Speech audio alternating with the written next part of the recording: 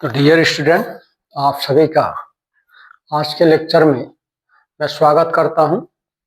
जैसा कि कल मैंने आपको बताया था कि जो फर्स्ट ऑर्डर के रिएक्शन का जो इक्वेशन था, समाकलित इक्वेशन, वो प्राप्त हो गया था k इक्वल टू 2.303 अपान का टी log 10 पर a अपान का a माइनस एक्स। इस फार्मूले के और कौन कौन से अन्य रूप होते हैं, इसके बारे में आज लेक्चर है। तो इसके अन्य रूपों के बारे में चलो डिस्कस करते हैं। पहला रूप, यदि आप चाहते हैं कि दो समय मतलब t1 एंड t2 पर इस इक्वेशन का क्या रूप होगा, तो उसकी गणना करते हैं। माना t1 पर अभिकर्मक की शेष सांद्रता क्या है, a माइनस x1, मतलब ये जो है ये तो मूल सांद्रता है, ये क्या है, मूल सांद्रता अभिकर्मक की, और ये t समय बाद x मोल डिकम्पोज होकर उत्पाद में चले जाते हैं, तो t समय बाद जो सांद्रता बचेगी मूल सांद्रता की, ये क्या हो जाएगी, a माइनस का x। तो इसी इक्वेशन को दो समय पर t1 एंड t2 पर क्या इसका रूप होगा, इसके बारे में डिस्कस करते हैं।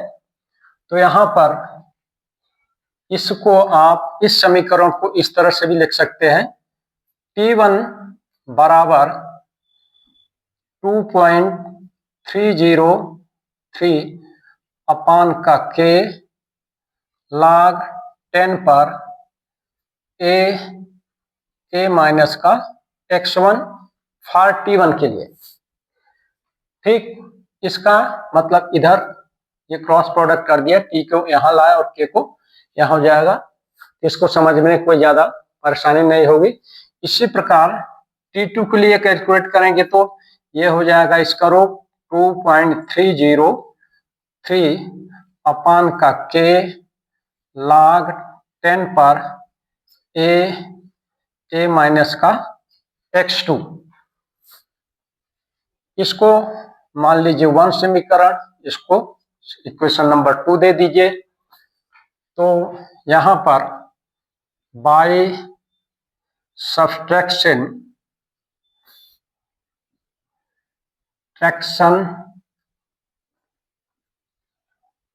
बाय सब्ट्रैक्शन 2 माइनस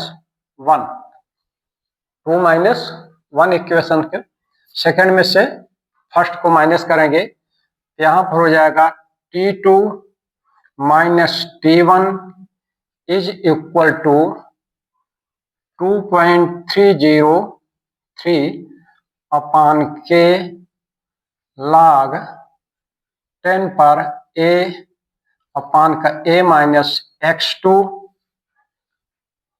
माइनस 2.303 अपान का k log 10 a अपान का a माइनस x2।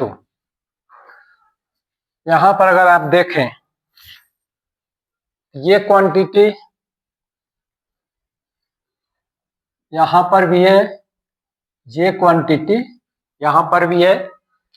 कहने का मतलब इसको आप कॉमन ले सकते हैं और इन दोनों डिफरेंस को आप डेल्टा टी से इंडिकेट करते हैं। तो डेल्टा टी इक्वल टू हो जाएगा 2.303 अपान का k big bracket log a minus x2 minus log 10 a अपान का a माइनस x1, सॉरी यहां पर a माइनस x1 आएगा। इस तरह से इसका रूप हो जाएगा। इसको 2.303 अपान k ये है, यहाँ पर आप इस लागू कर सकते, यूज कर सकते हैं log 10 m minus log 10 n के फार्मूले को आप यूज कर सकते हैं। ये बराबर होता है log m बाई का n। तो इस तरह से ये हो जाएगा log 10 a upon a minus x2 whole upon a minus x1। ये दो सेम क्वांटिटी है, ये मतलब कैंसिल हो जाएगी। तो इसको डेल्टा t इक्वल टू हो जाएगा 2.303 अपान k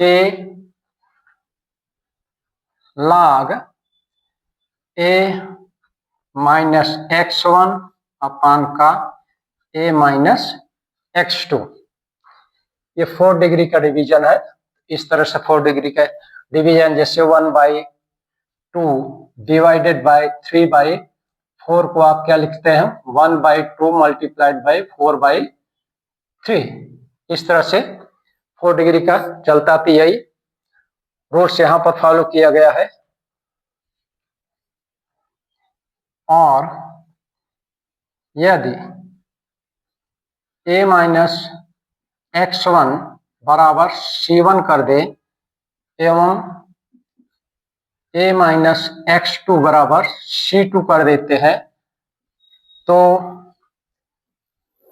इस फार्मूले का जो रूप हो जाएगा डेल्टा t बराबर 2.303 upon k log c1 log